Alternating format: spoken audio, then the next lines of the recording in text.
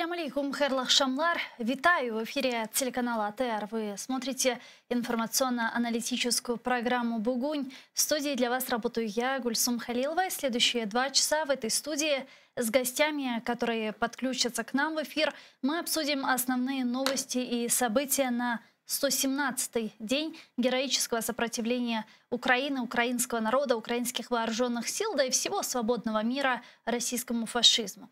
Я напомню, что мы работаем в прямом эфире.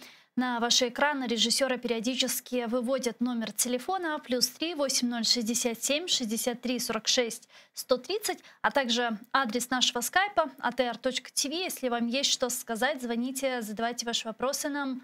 Важен ваш голос. И не забывайте подписываться на наш YouTube-канал. Там мы вещаем как в онлайн-режиме, так и выкладываем самые интересные фрагменты из наших эфиров. Выкладываем практически все наши программы в записи. Если вдруг вы не успели посмотреть в прямом эфире, заходите, смотрите нас там и не забывайте ставить лайки. Это крайне важная поддержка для Первого крымско-татарского. Таким образом, все больше и больше людей смогут увидеть наши программы и новости, которые непосредственно касаются временно оккупированного полуострова Крым.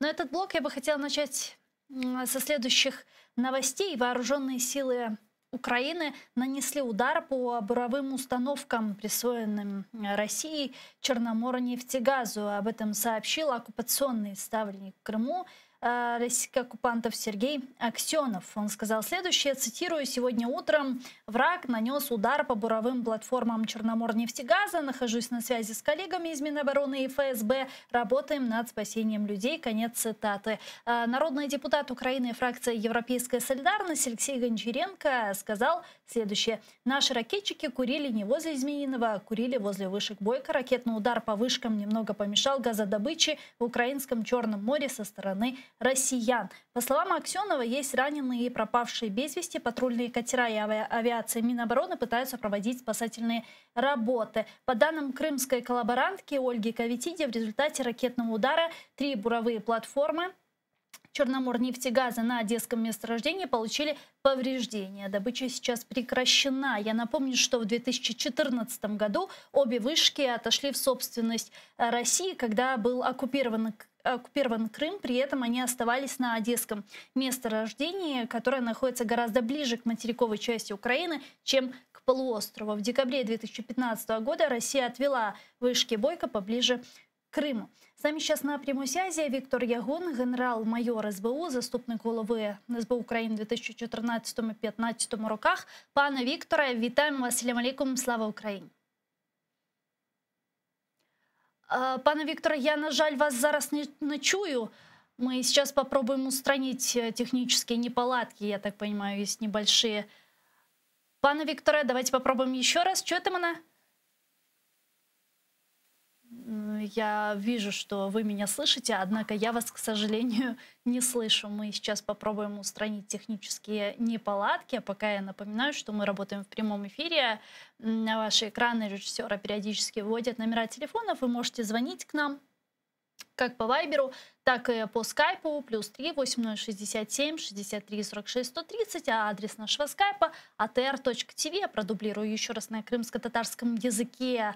Сайглар хадашлар, АТР телеканалының яйнына айырдайым қошылабы лесіңіз, экранларыңызға режиссерларымыз телефон номераларына дайыма тақдим етелер. Вайбер вастасыйлы, скайп вастасыйлы. Бұйырныз яйнымызға қошын, сіздің сесіңіз бұзлер үшін ақиқатында чоқ мұйым. Мәлім олғаны кебі Русияның Украинаға büyük çarpıcılık ilan etkeninden bu yana artık 117 gün geçti ve biz bu müddet devamında her gün canlı yayınlarımızdan alıp baramız. Hem sizler hem dünya hem de bütün de Ukrayna için aynı zamanda informasyon cebede күрешеміз ve sonki aktual haberlerini yayınlarımızda musafirlerimiz ile müzakere etip umumen alganda savaşның ketişatı ve seyri hakkında laf etmeye tırışamız. Böylece bizler de öz tarafımızdan bu informasyon cebede alıp barılgan Rusya tarafından cenkte karşılığımızı göstererek haqiqiy ma'lumotlarni seyircilerimizga taqdim etamiz ki elbette ki bizler için muhim olgan bu Kırım ve Kırımda vatandaşlarımızın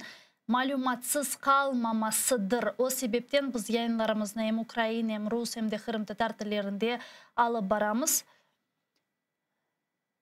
Без излерачун сонких оберлерна тариф темас. Я так понимаю, что пока у нас технические неполадки не устранены. Пана Виктора мене не чує.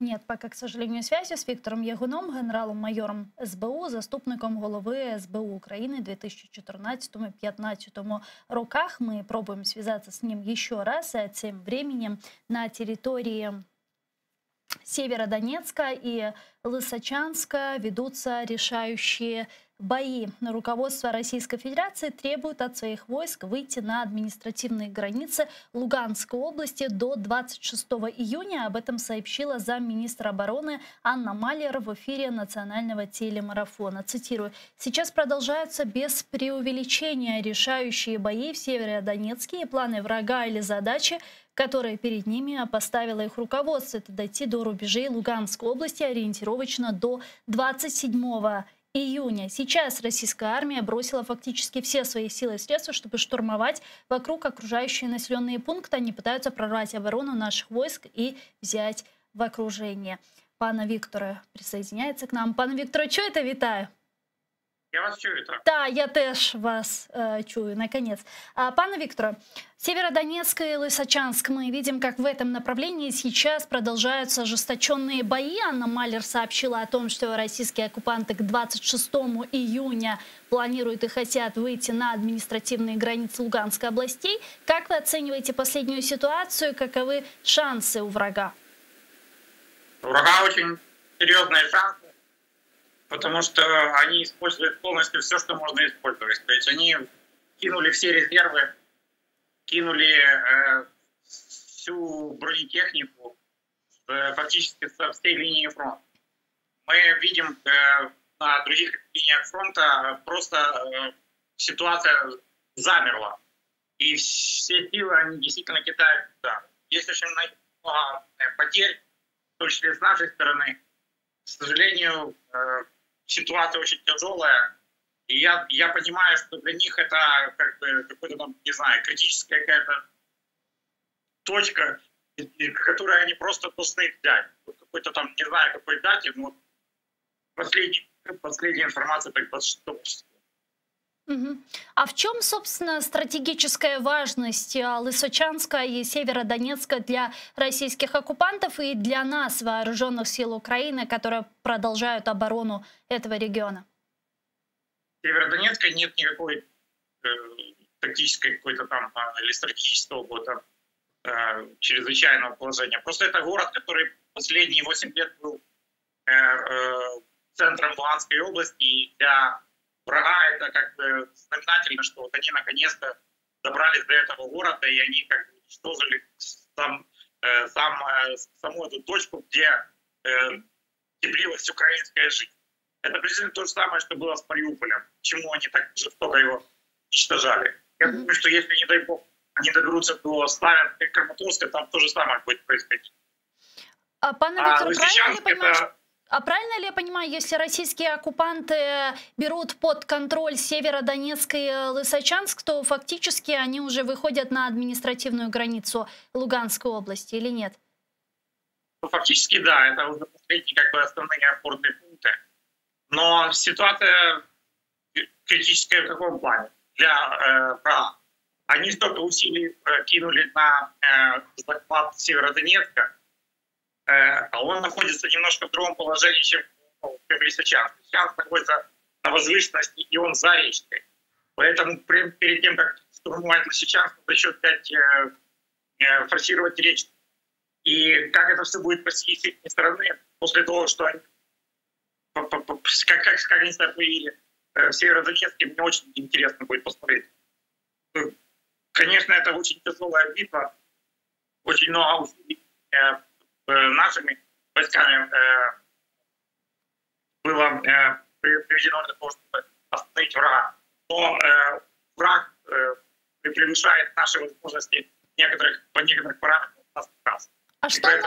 А что нам нужно для того, чтобы мы могли остановить врага? Мы понимаем, что сейчас в военно-техническом плане, к сожалению, преимущество на стороне врага, на стороне агрессора Российской Федерации. Вот что для нам сейчас нужно, чтобы мы сумели их остановить?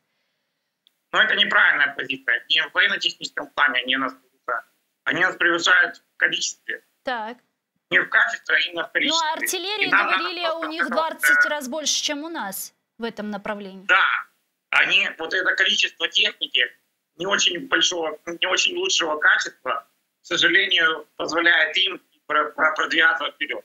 У нас ситуация немножко другая. Нам нужно качественное оружие, которое позволяет нам уничтожать это количественное преимущество.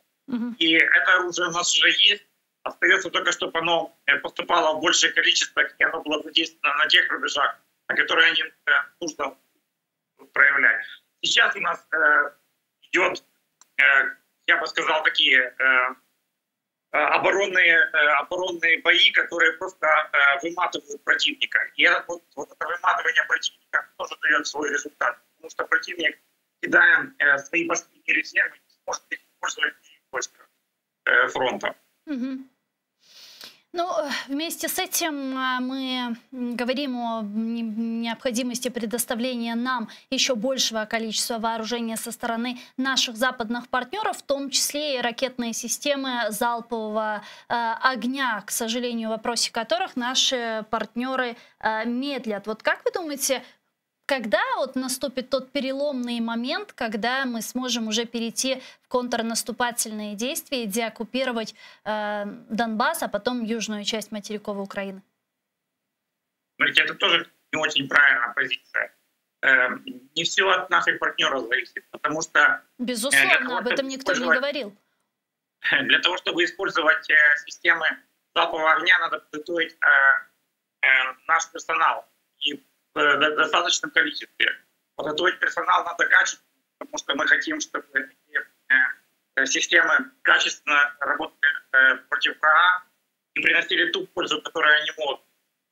Я думаю, что ребята, которые сейчас подготовлены и которые сейчас вступят в бой на тех рубежах, на которых определил Генеральный штаб, действительно нанесут тот урон противнику, который поможет нам перейти в контрнаступление. Я надеюсь, что это все произойдет где-то к концу июля, в начале августа.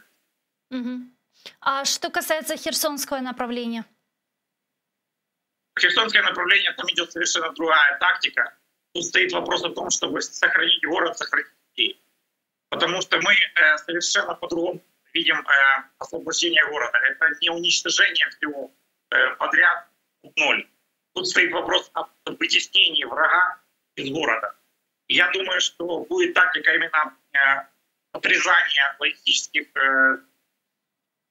цепочек, не дать возможность врагу получать боеприпасы и какие-то материально-техническое обеспечение, и оставить какой-то один путь для отступления, чтобы выдавить его из города. Я думаю, что враг ни в коем случае не будет героически гибнуть в городе, защищая его до последней капли крови. Потому что мотивация их вообще не идет в никакой сравнении с нашей. Для них главное сохранить жизнь. А сохранить жизнь — это мы даем возможность им уйти. Поэтому если будет ситуация, когда будет там один путь освобожден для того, чтобы они уходили, это никакая не правда. Это такая тактика, потому что если мы замкнем врага в окружении, это очень большая опасность для наших людей, для нашего города. Просто начнут уничтожать все, что вокруг них лежит. Поэтому стоит вопрос не о захвате много пленных, да, или уничтожении огромного количества врага. Стоит вопрос об освобождении нашей территории, о сохранении наших инфраструктурных объектов, о сохранении городов, о сохранении жизни наших людей. Пане Викторе, вот если предположить, что российским оккупантам удастся выйти на административные границы Донбасса, как вы думаете, они остановятся, либо будут идти дальше? Потому что когда Россия начала полномасштабного вторжения в Украину, а это они называют спецоперацией, то Путин сказал, что главной целью этой так называемой спецоперации — это опять же, в кавычках, освобождение Донбасса. Вот если мы смоделируем, что они выходят каким-то чудесным образом на админ-границу Донбасса, они остановятся или пойдут дальше, как думаете? В какой мере? Это и не их задача. Их задача уничтожения Украины и украинцев как класс. Чтобы такого названия и такого народа не было. И останавливаться не собирается где-то в районе Ла-Манша. Это вот по их концепции. Поэтому если пойдем мы, то нами будут другие народы. Северное направление. Остается ли еще угроза нападения, очередного нападения на Киевскую область и вовлечения в войну уже официально Беларуси? Ну, все эксперты и наша разведка, и наши партнеры убеждены, что Беларусь не готова к войне с Украиной. Война Беларуси с Украиной, если они захотят перейти границу, это в первую очередь беда для самой лукашенской мафии.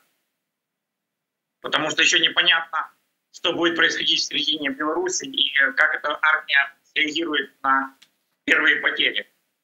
Я не исключаю, что в какой-то момент они просто могут развернуть оружие в другую сторону и пойти освобождать Минск от этой функции. То есть такая вероятность есть, учитывая, что Александр Лукашенко за все время правления в Беларуси подмял под себя практически все правоохранительные структуры? Он подмял под себя руководство этих структур, но никак не население. Население явно его не симпатизирует, и мы это видели очень ярко в 2020 году. Это совершенно другой народ, который просто не может понять, почему Украина как-то неожиданно стала врагом. Это не Россия, где накачивали последние 15 лет население в том, что Украина — это враг. В Беларуси такого не было. И за последние годы, несмотря на все эти потуги, нарисовать врага из украинцев не очень получилось. И Беларусь это совершенно по-другому воспринимает и своих политиков. Если пойдут гробы в Беларусь, я думаю, социальный взрыв будет такой силы, что уже никто ничего не сможет остановить.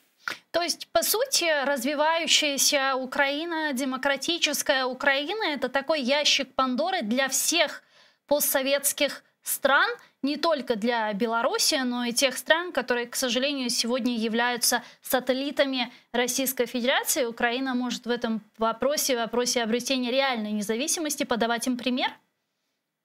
Поэтому нас и хотят уничтожить, потому что мы пример того, что можно жить по-другому.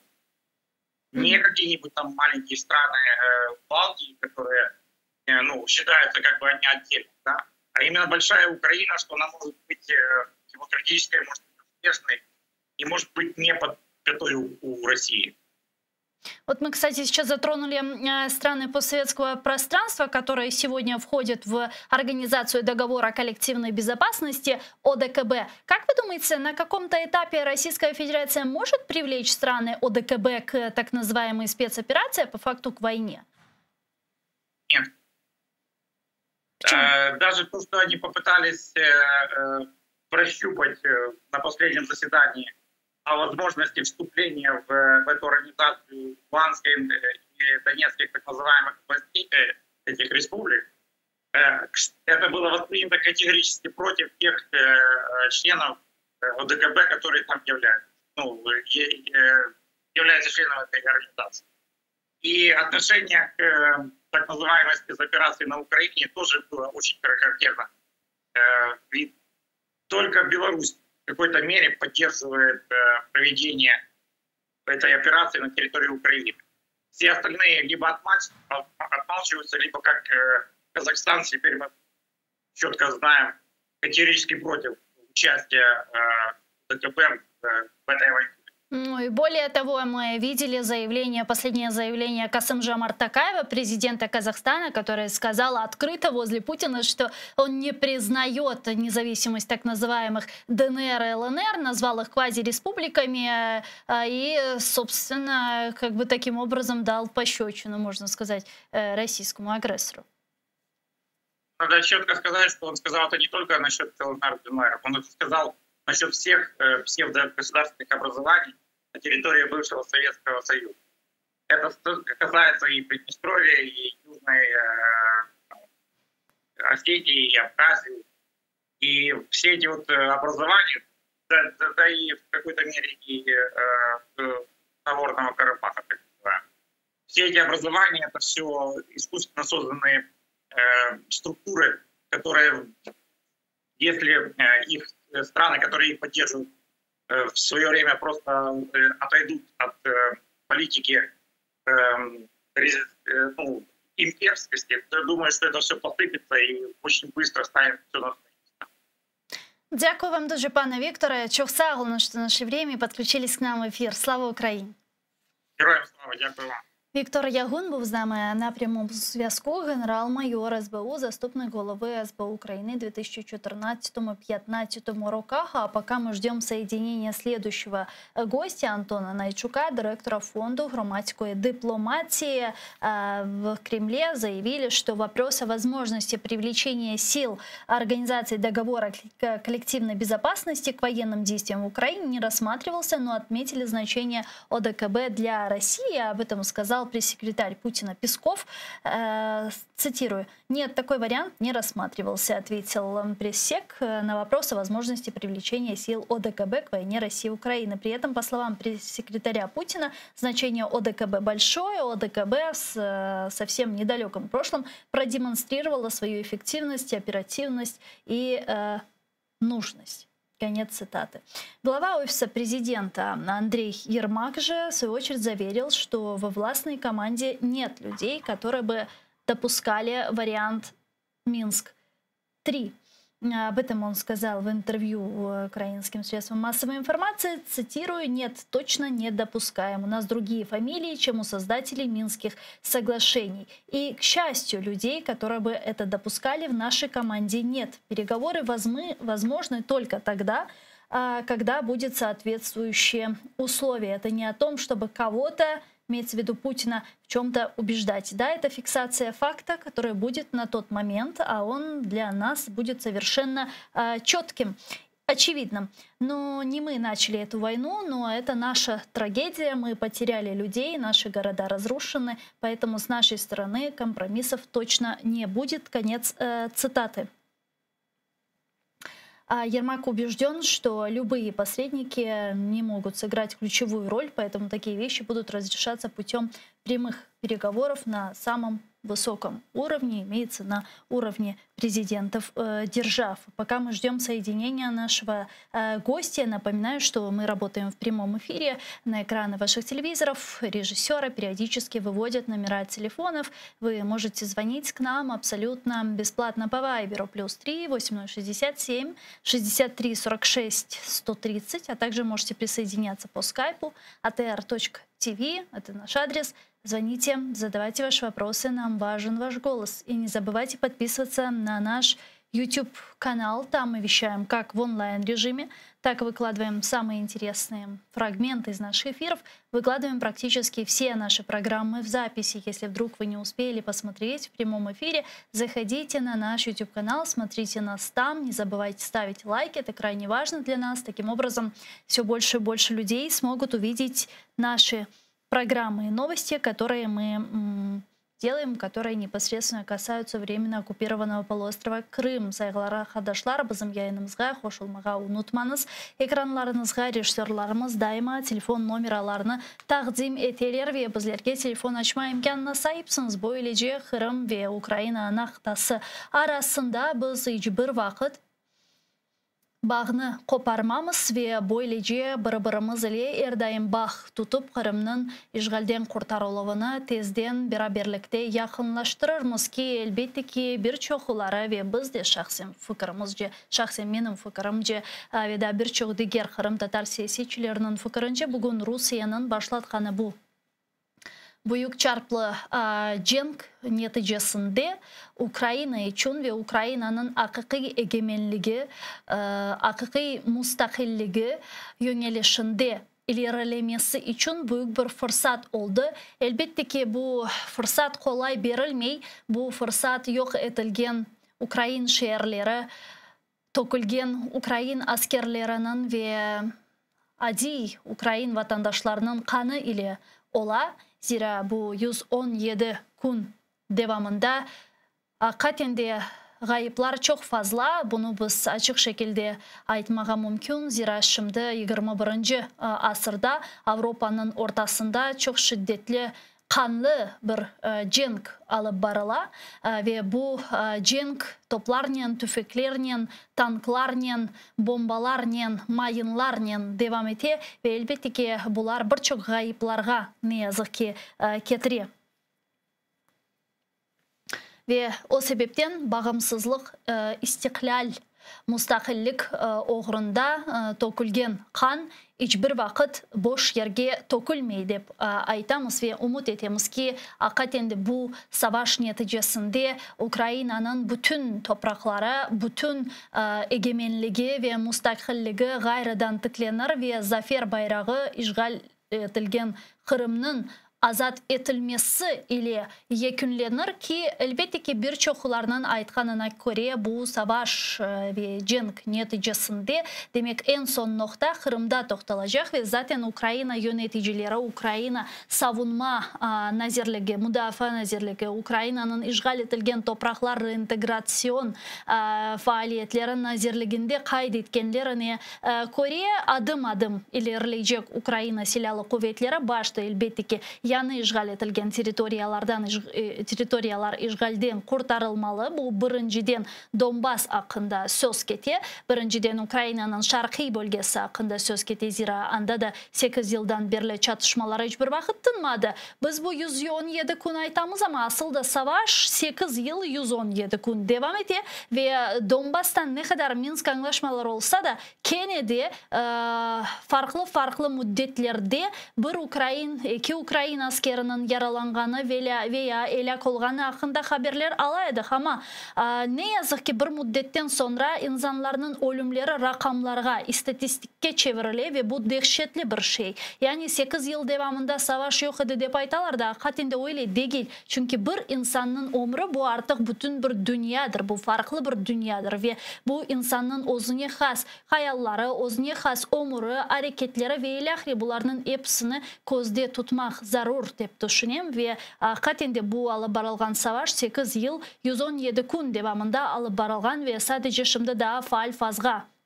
geçken bir savaştır ve aytacağım adım adım Ukrayna silahlı kuvvetleri ilerleyeceği hakkında Ukrayna Müdafaa Nazirligi bildiriyor. Birinciden bu şarkı bölgeler ve şarkı bölgeden aşağı ilerleyip bu Mariupol bölgesi Ukrayna'nın ana kıtasının cenubi bölgelere ki ne yazık ki bu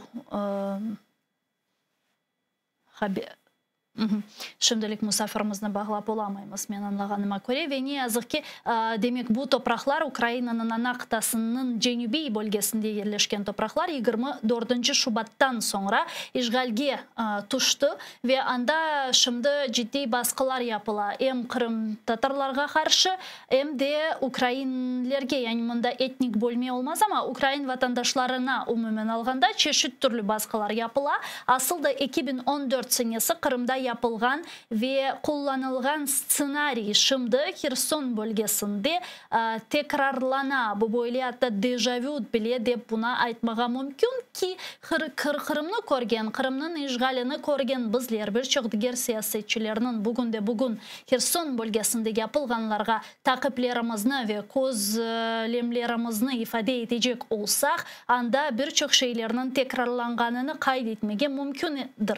Misal mekteplerde malum olğanı gibi tahsilge birinciden Rus demek işgalcilere tesir etmeye tırışalar. Bu zaten sadece Rusya Federasyonunun yapkan böyle bir stratejisi değildir. Bu umumen alganda Rus dünyasının ta imparatorluk devamlarından kelgen politikasıdır. Bilesiniz zaten Kırım ilk işgal etilgeninden 1783 senesinden ve sonra Sovyetler, Rus İmparatorluğu, sonra Sovyetler, sonra Rus Federasyonu bunların hepsinin yapkan maksatları bu andaki bulungan halklarını asimile etmek ve tamamı ile bu topraklarını özlerinin kontrolü altına almak idi ki Көргенімізге көре бұны да yapmağa tırışalар ve en büyük işte bu topraklarının asimile etuf ve bu topraklarının kendi demek dayılıgine keçuvine zarar bergen faktörlerden biri bu Kırım Tatarlarının yani Türkiye milletinin bu topraklarda mevcudiyetidir. O sebepten ilk evvela bir toprakını işgal etkeni vakit otoriter devlet bu toprakının tamir avtohton halkını yok etmekten başlay.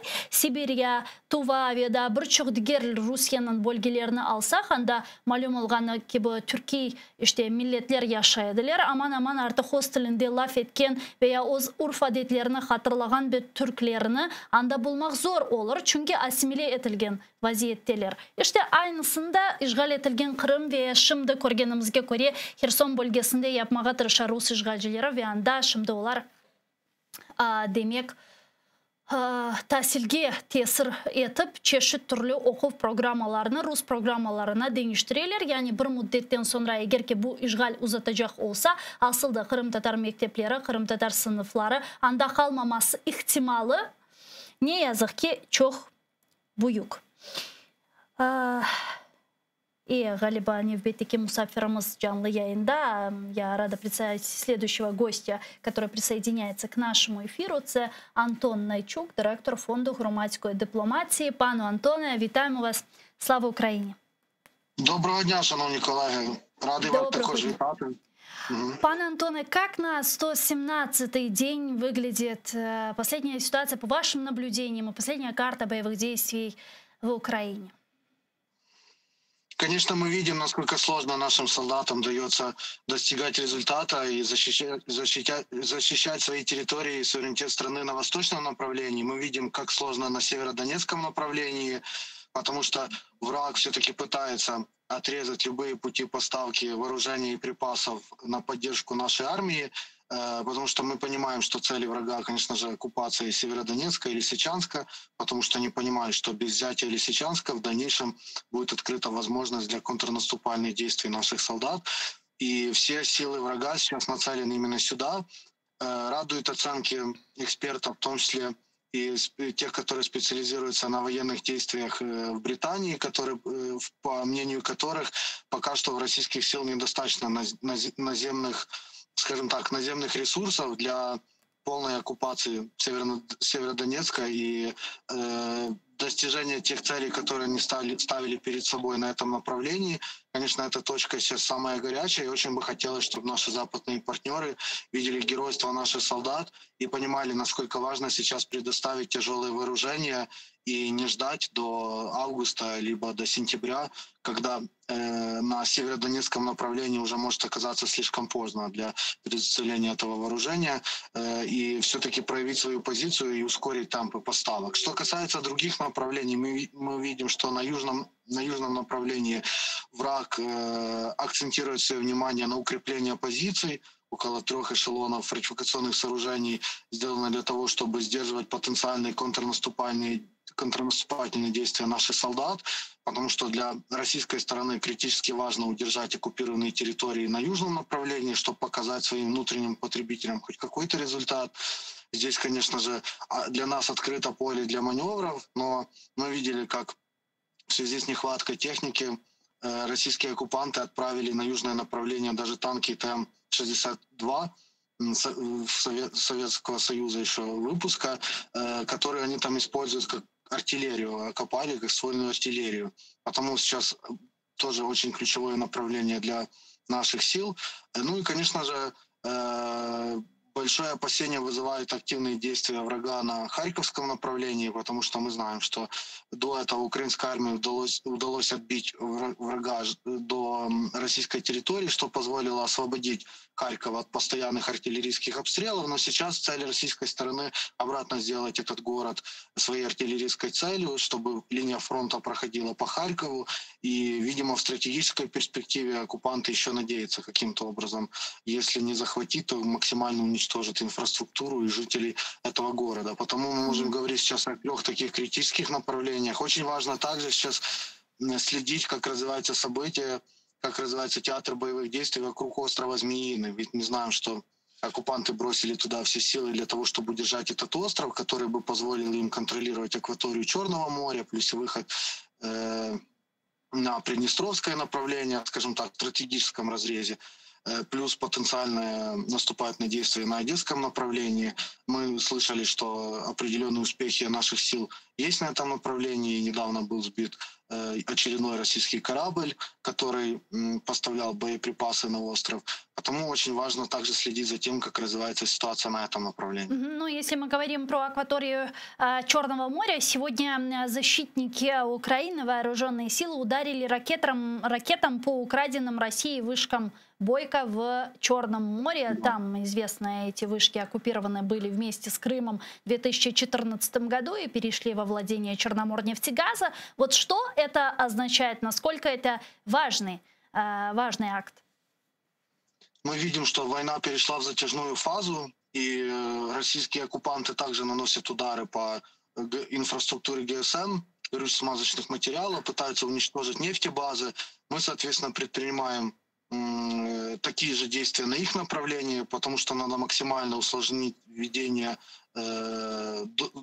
длительных боевых действий для российских оккупантов, для российской стороны. И, собственно, таким образом объекты инфраструктуры, такие как эти вышки и как другие склады ГСМ, это, конечно же, как по мне, приоритетные цели для ударов по вражеской инфраструктуре в данном контексте. Ну и плюс, как по мне, также необходимо рассматривать возможность использования артиллерии, в особенности систем РСЗО, которые были поставлены, вернее, которые поставляются в Украину американской стороной, плюс Британия, Германия говорила о том, что несколько систем также поставит Украину. Возможность использования их, в том числе на направлении острова Змеиный, потому что, скажем так, освободить и уничтожить позиции российской армии на этом острове, как по мне, очень важно в контексте дальнейших перспектив деблокады Черного моря. Ведь мы видим, что никакие дипломатические переговоры относительно того, чтобы оккупанты могли предоставить хоть какие-то гуманитарные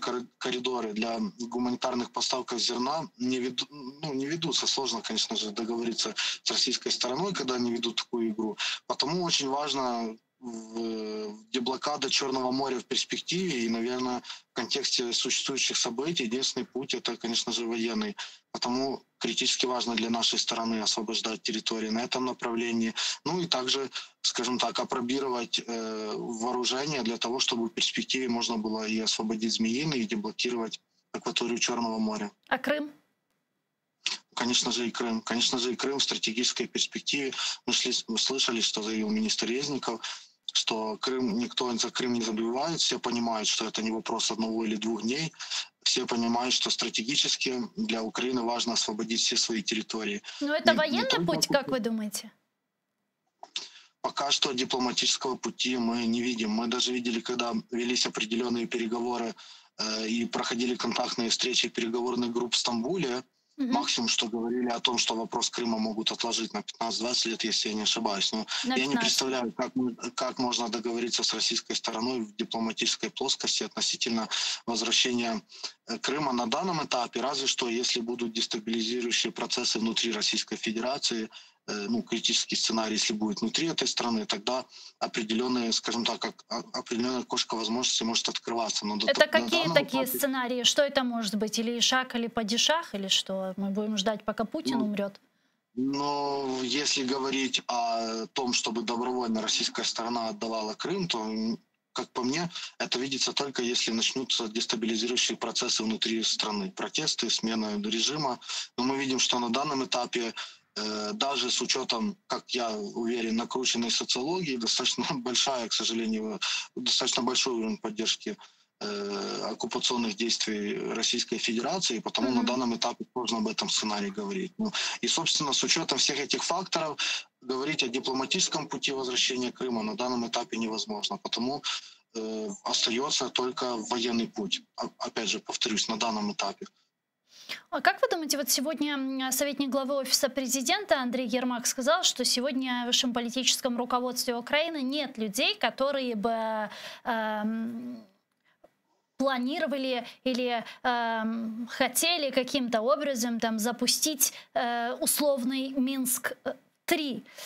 Вот как вы думаете, на каком тогда этапе все же возможны переговоры? Возможны ли в принципе эти переговоры? И что может заставить сесть Россию за стол переговоров и капитулировать? Ну, я считаю, что офис президента четко артикулировал свою позицию, что на данном этапе для них важно хотя бы дойти до той ситуации территориальной, которая имела место перед 24 февраля.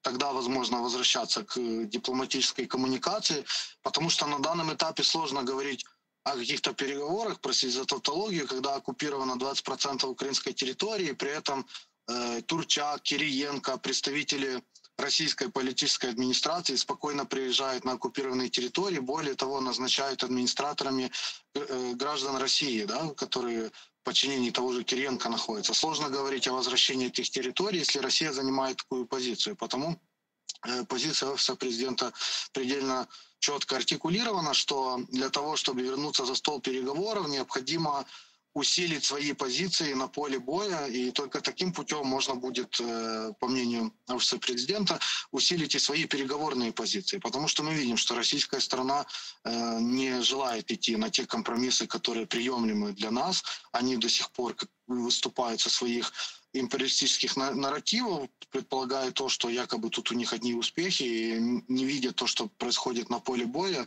не позиционируют как элемент убеждения для своей дипломатической позиции. Потому очень важно дождаться все-таки поставок вооружения, очень важно, чтобы украинская армия была способна перейти в полноценное контрнаступление на южном направлении, получить достаточные объемы побед на восточном направлении. Я думаю, что тогда российская сторона одумается, и тогда можно говорить, больше шансов, по крайней мере, будет на какой-то переговорный процесс. Я не думаю, что даже в случае поражения на южном и на восточном направлении, потери своих позиций, я не думаю, что все-таки Кремль пойдет на использование ядерного вооружения. Все-таки есть надежда на то, Кстати, они что... же этим и пугают, особенно если речь заходит за Крым. Они говорят о том, что мы же присоединили Крым в 2014 году, соответственно, это территория Российской Федерации. А если на Крым Украина идет войной, то все, значит, можно задействовать военную доктрину России, в которой говорится о том, что если там есть угроза на территорию Российской Федерации, то можно применять тактическое ядерное оружие. То есть они апеллируют к своей военной доктрине и так далее. Вот что вы думаете по этому поводу? Конечно, они активно используют в своих нарративах и военную доктрину. Как по мне, это и политическое информационное давление. Мы видим, что определенное влияние, по крайней мере, на Европу, на Макрона, на Шольца, это информационно-политическое давление определенные результаты имеет, потому что мы слышали, как еще буквально месяц назад и Виталий Драги предлагал мирный план, который не устраивал нашу сторону. И, как по мне, также такие нарративы звучат для того, чтобы ограничить поставки западного вооружения, для того, чтобы запугать наших западных партнеров, продемонстрировать им, что если Украина будет переходить, условно говоря, красные линии, которые кремлевский режим вырисовал на украинском направлении, если они будут переходить, тогда мы готовы идти ва-банк, грубо говоря, используя даже ядерное вооружение. Но пока что сложно прогнозировать такой сценарий, тем более если мы говорим о Крыме, для того, чтобы была возможность, полноценная возможность действительно доставать до Крыма и вернуть наши территории, для этого определенные успехи необходимо достичь военные на южном и восточном направлении. Нельзя сразу прорваться к Крыму. И потому вот тут как раз вопрос, как отреагирует Кремль, если украинские защитники, если украинская армия все-таки сумеет организовать эффективные контрнаступальные действия и начнет теснить российскую армию.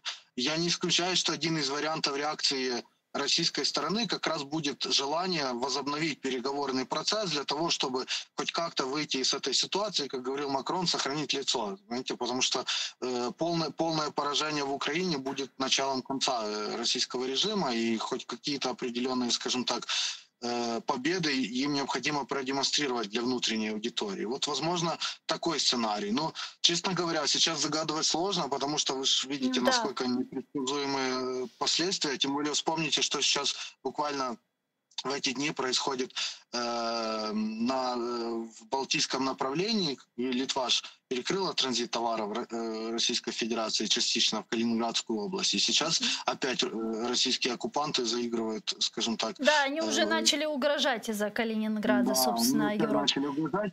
Но мы же понимаем, что угрожать это одно, а нанести удар по стране, которая входит в НАТО, что может спровоцировать реакцию Альянса. Ну, я думаю, что в этой ситуации, если Россия пойдет на такие действия, то это будет, конечно, огромная угроза начала Третьей мировой войны, но в то же время, как по мне, это будет уже финал российских наступательных действий на всех направлениях, потому что если все-таки американцы, британцы и все НАТО от слов и от поддержки перейдет к полноценным действиям, а мы видим, что российская армия далеко не вторая или третья, или какую они себя позиционируют армия мира, я думаю, что тогда ситуация будет критически усложнена для Кремля. Дякую дуже, пане Антоне. Чухсагулно, що наше время і підключились к нам в ефір. Антон Найчук, директор фонду громадської дипломатії, був з нами на прямому зв'язку. Тем временем появилось следующее информационное сообщение. Президент России Путин и самопровозглашенный президент Беларуси Лукашенко в очередной раз встретятся на форуме регионов союзного государства, который пройдет на следующей неделе. Об этом сообщил премьер России Михаил Мишустин. Этот форум пройдет на территории Беларуси.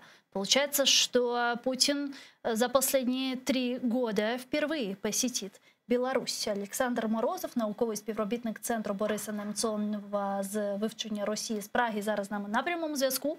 Пане Олександре, вітаємо вас, салям алейкум. Добрый день, здравствуйте.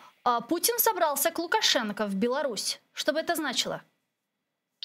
Ну, мне кажется, что, во-первых, это плановое мероприятие. Какой-то большой интриги сейчас в отношениях Минска, Москвы не...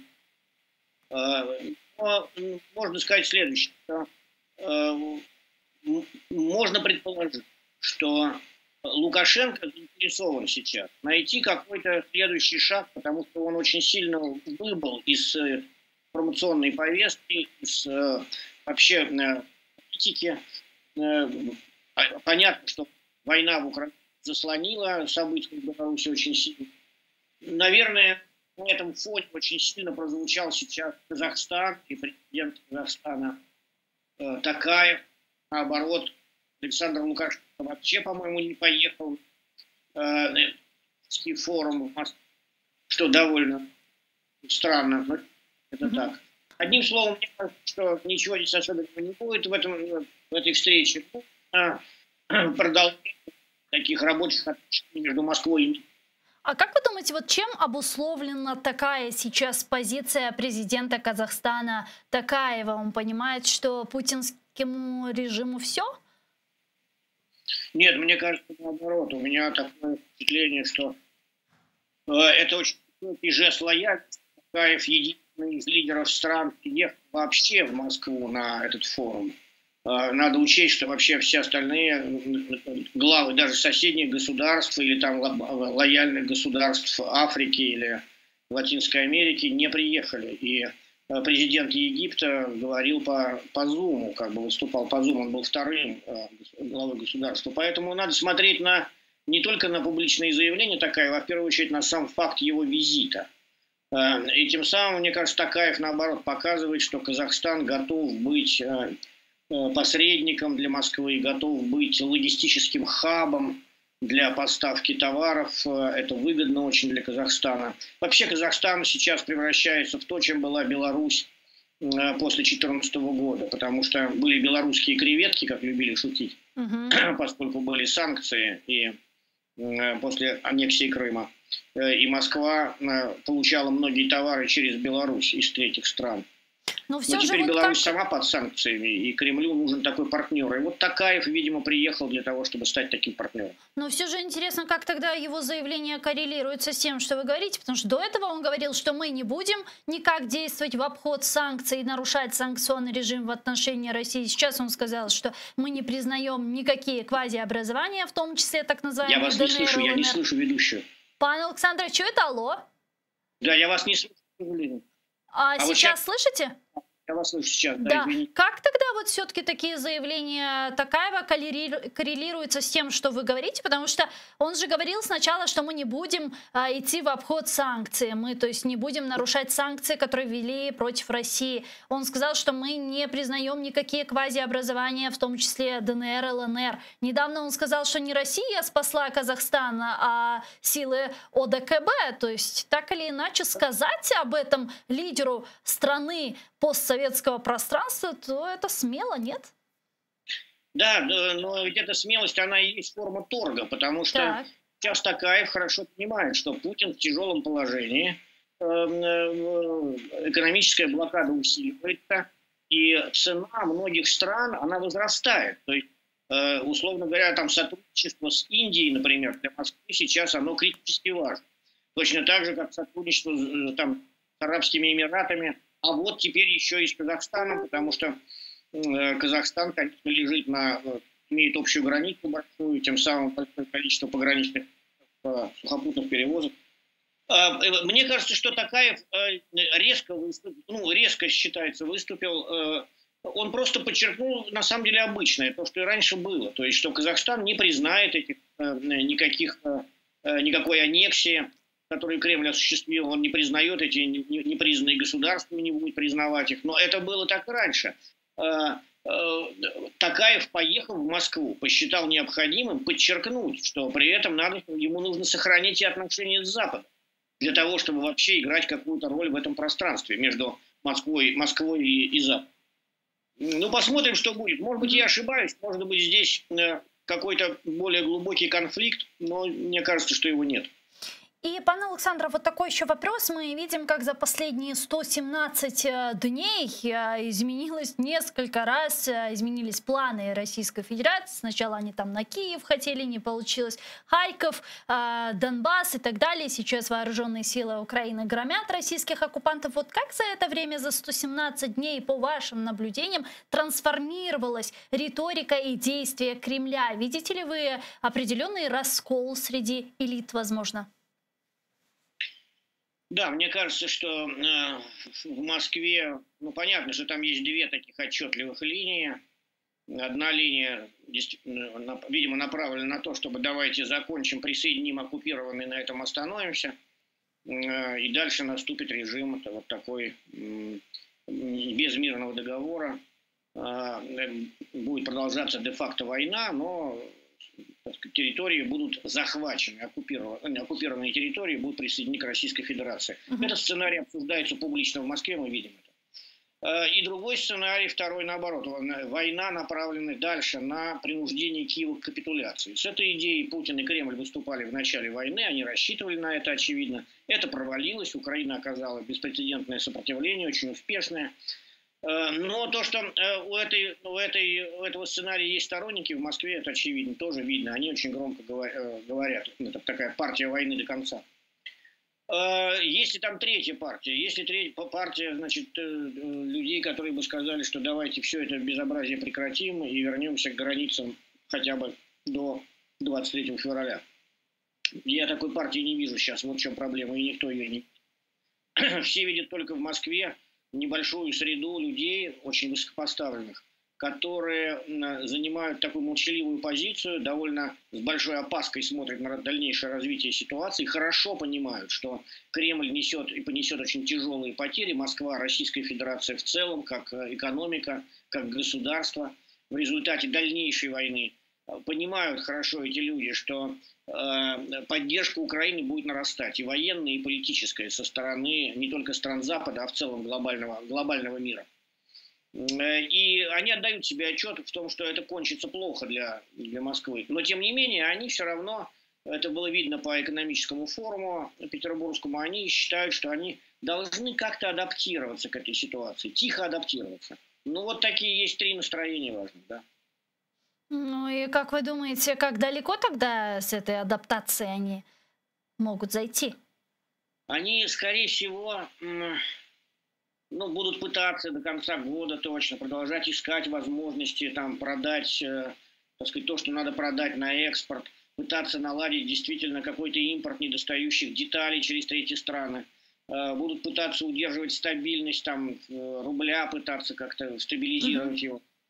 Но при этом надо сказать, что никто не видит, и мне кажется, ни один человек из тех, кто наблюдает за этим, и экономисты, на длинной дистанции, там, в горизонте года, никто не видит, как это может в такой экономической автаркии, находясь под такой мощной экономической блокадой. Дело даже не в санкциях, да, а в том, что разрываются все связи с Россией, там, включая футбол и театр, как бы, и даже трудно перечислить то, из чего Россия как бы или уже вычеркнута, или сама вышла за всего-навсего за там, 4 месяца, меньше, чем за 4 месяца. Это не может развиваться. Это хорошо понимают. Но, понимаете, проблема в том, что... У нас вот буквально 30 секунд. Да, 30 секунд. Проблема в том, что те, кто могут принять какие-то шаги, они уезжают. Это видно хорошо. Они уезжают, предпочитают уезжать из страны, а не брать на себя ответственность за изменение ситуации в Москве. Дякую вам дуже. Ну что ж, будем следить за ситуацией, продолжим обсуждение в следующих эфирах. Спасибо вам большое, что нашли время и подключились к нам в эфир. Олександр Морозов був з нами на прямому зв'язку, науковий співробітник Центру Бориса Немцова з вивчення России. Эфир телеканала АТР сейчас продолжает информационная программа «Заман». Наши журналисты расскажут вам о самых актуальных новостях на украинском языке, а после мы вернемся в эту студию и продолжим нашу программу. Не переключайтесь. Крушкевич.